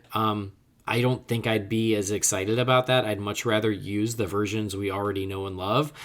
Or, like Jamie's saying, you wait until it's all rebooted and then it all does become, the same cast of characters. I think I'd prefer that. And once again, the wild card there is the alleged Flash movie. Yeah. I don't believe it's coming. Yeah. I haven't seen a trailer. I still don't believe it's coming. That's the wild card in this, because they could literally just reset everything just like that. And we're right back in business with Justice League, with Gal Gadot and Michael B. Jordan as Superman and Michael Keaton as Batman and Momoa as Aquaman and Black Adam. I mean, all those could be just right there in that mix. Just snap of a finger. It just takes one event of Barry screwing up the timeline. You know what I'm saying? And we're right there again. Right. But until we see this alleged movie, we won't know. Yep. All right, next message is from Tom Vallows. It says, "Hey guys, I hope you're well. We've had our choice of actors for Batman every time an old actor leaves, but sometimes I look at actors and think he would have made a great Batman. For me, it's James Garner. I was recently watching The Great Escape, and I thought he would have made a great Batman in the 60s. So what actors from the past do you think would have made a good Batman? Thanks for the great podcast, Tom Vallows." Thanks, Tom. What do you think, Jamie? Any past actors you think would have been a great Batman if things had gone differently? First off, I love James Garner, because I don't know how many people out there are aware of this, but I certainly am. That guy was a huge Raiders fan. So, and he was a really good actor too. I mean, Maverick is one of my favorite movies of all time, with Mel Gibson and Jodie Foster, and he is so good in that, man. Everybody's on point in that movie. It's fantastic. Mm-hmm. So, yeah, I could actually see that. We've had discussions about this in the movie group, and Jimmy Stewart's been thrown around. That would have been intriguing at some point, seeing him. But man, I don't know. There's so many choices out there to consider. Yeah, like old school. I've always said Cary Grant would have been a great Batman.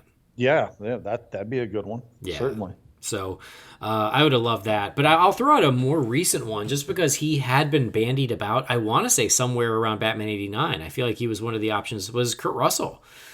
Kurt Russell when he was 35, I think, in a different timeline would have been a great Batman.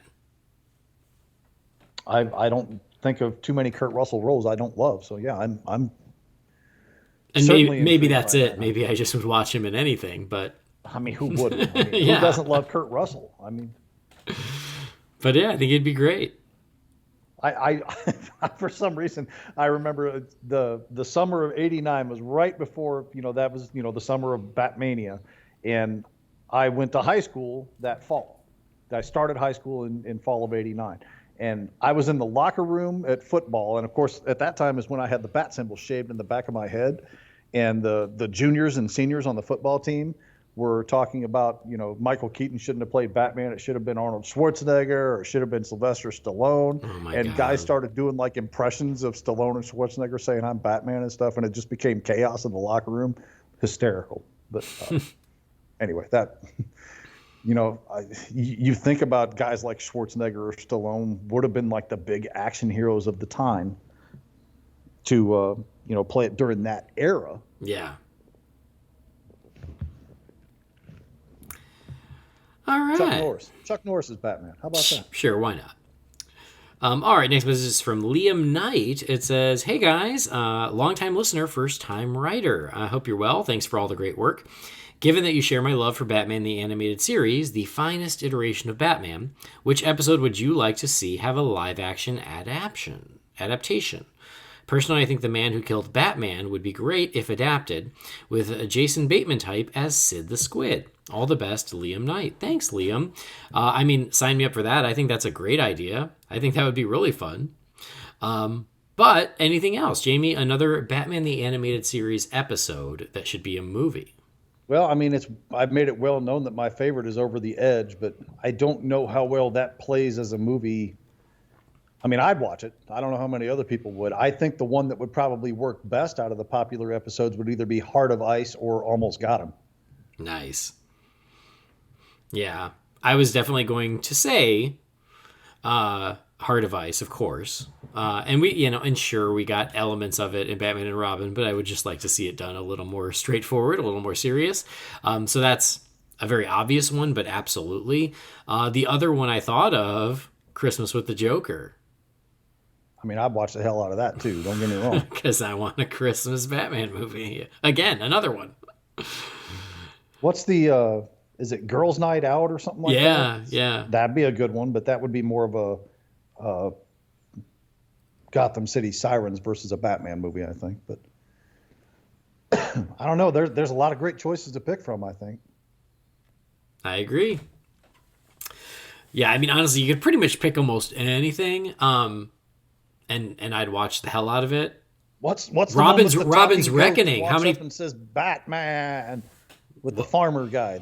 I need that for a live action movie. Oh, the farmer one? Yeah. Maybe. Just because it makes me laugh when that goat says Batman. Maybe not. Maybe not all of them.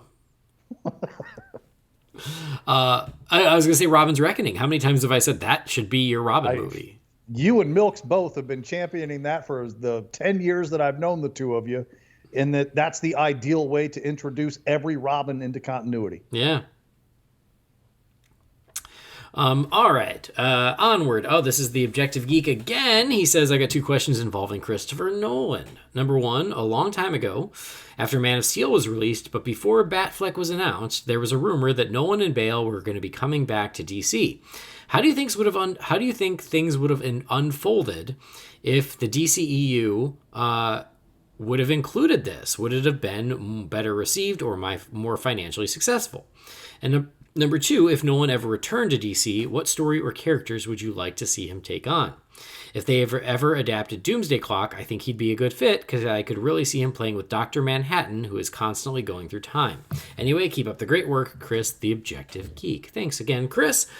Interesting. So if the shared DC universe would have included Bale's Batman and Christopher Nolan's involvement, how do you think things would have changed, Jamie? I know WB certainly must have thought that was the way to go because they were backing up enormous Brinks trucks to both of those guys' houses to resume their roles, respectively, being Nolan and Bale. In fact, I think I remember the number thrown at Bale was $35 million. Does that sound right? I don't know, honestly. Of course, that was back when I read everything on the internet, so that might have been one of those bullshit sites that put that out there. I don't know. But you would think the proven established success of the Nolan trilogy would have certainly had people be far more receptive right off the get-go of anything, including Batman from that point. However, people also, even though it was very financially successful, people also forget that Dark Knight Rises was kind of where the Troll the Batman fan train started too. Mm-hmm. So hard to say. I don't know that movie certainly wasn't critic proof, so I know it probably wouldn't have been critic proof for the movies going forward there. General audience perspective, maybe not. I would think more than likely yes, but I don't know that for sure.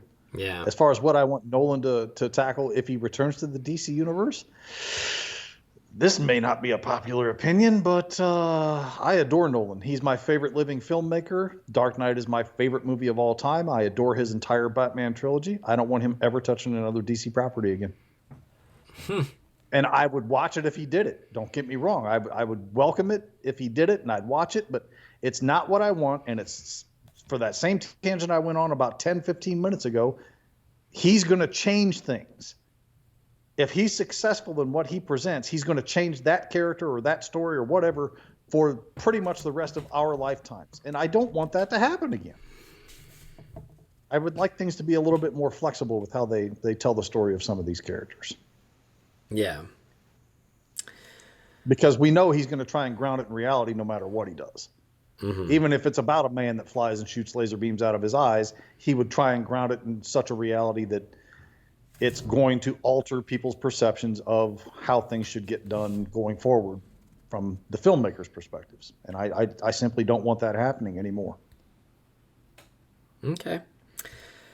As far as how the DCEU would have changed with Nolan and Bale's involvement, yeah, I do think that it would have gone a long way because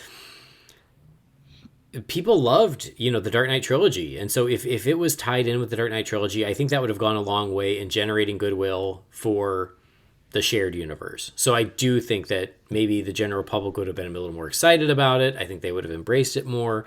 You certainly would have avoided certain controversies. So yeah, I do think that it probably with the general public would have made it more popular. I always had a hard time seeing what they would do, since Nolan was someone who very specifically said he didn't want supernatural elements in his version of Batman. And so I just don't see how that would work with Superman and the Flash and Aquaman, stuff like that. This is someone who had to get talked into letting the Scarecrow wear a mask. So I just don't know. But he's also the guy that presents Ra's al Ghul post-mortem and says, is Ra's al Ghul immortal? So he will toe the line. He'll say he won't do it, but he will stick his toe in that pool. Well, he'll give a nod without actually committing.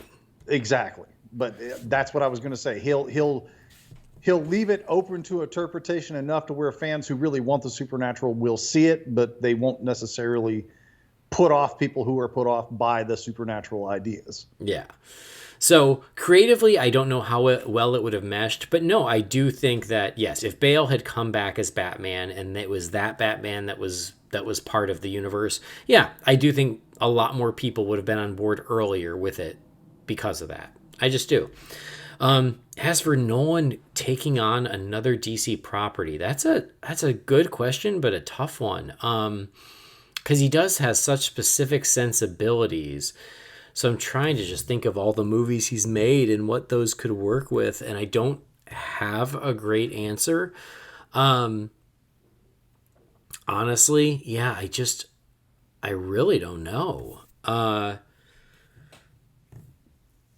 Because so much of the DC universe is so fantastical, I don't want to put him in any of those. I don't want to see a Christopher Nolan Superman movie. I don't want to see a Christopher Nolan Green Lantern.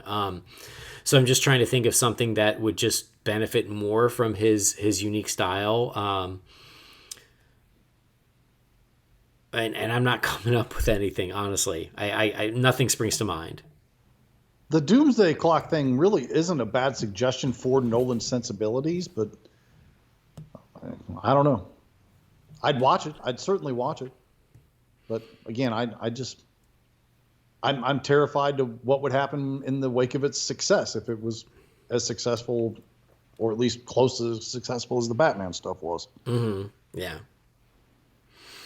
All right, so I'm sorry I don't have a good answer for you. I'd have to think about it, but nothing jumps to mind as far as what I think Nolan could or should take on in the DC universe if he wanted to. All right, one last question here is from Jacob Guzman. It says, hey guys, I want to congratulate Andy on his wedding and wish him and his wife the best. My question is, even though I do love the current DCEU and the cast with the chances of a reboot growing, would you like the new Justice League film to start off with Darkseid or another villain like, say, Black Adam or Vandal Savage before an eventual showdown with Darkseid? Thanks, stay safe. Jacob. Thanks, Jacob. Appreciate the kind words. Appreciate the congratulations. And so, yeah, let's say they were going to reboot the Justice League, which, as we just talked about, we don't know how that would happen or what it will look like, but let's just say they're doing it. Do they go with Darkseid right away, or do they do something else? I tell you exactly where I'd go with this, and it's what I've wanted since the post-credit scene of Justice League. Legion of Doom. Yeah. Nobody's done it yet. Nobody's done anything anywhere even remotely close to it yet. And it's laying there prime, just waiting to happen. Yep.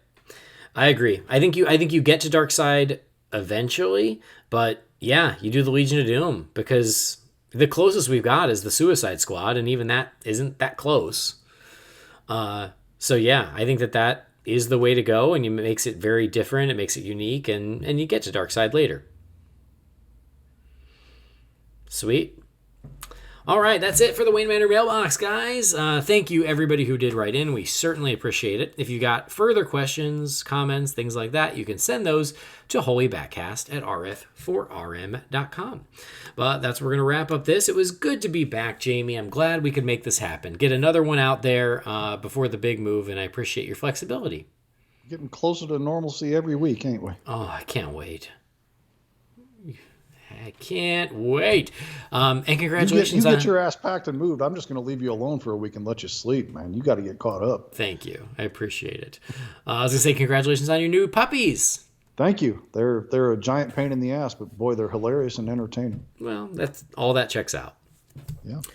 But yeah, glad we got to make this happen. And yes, but when we get back, I think that will be the Suicide Squad review. Hopefully we can try and schedule so Brendan can join too. But hey, something we didn't even mention is in a week and a half, I will be in your time zone. That's right. Look at that. So it's going to make our lives a lot easier. It's still going to be tricky with Brendan. You're still going to be like 750 miles away, but yeah, we're in the same time zone. Same time zone, doesn't matter.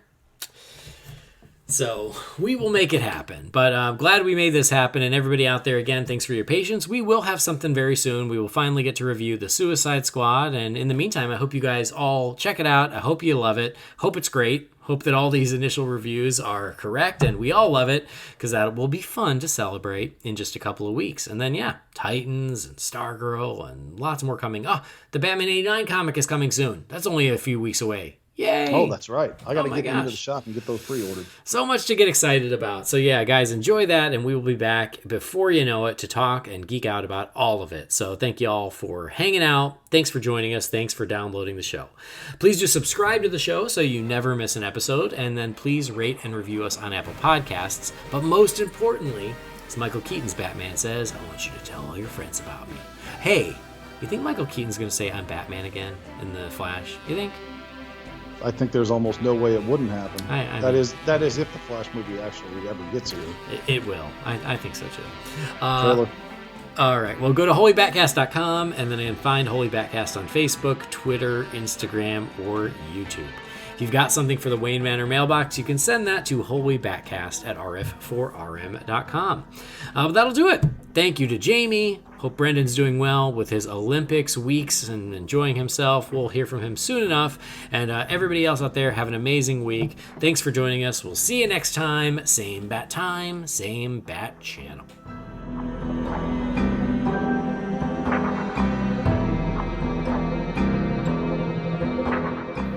Holy BatCast is not affiliated with Warner Brothers or DC Entertainment. The views and opinions shared by the participants are theirs and theirs alone and do not represent the companies or organizations they happen to work for.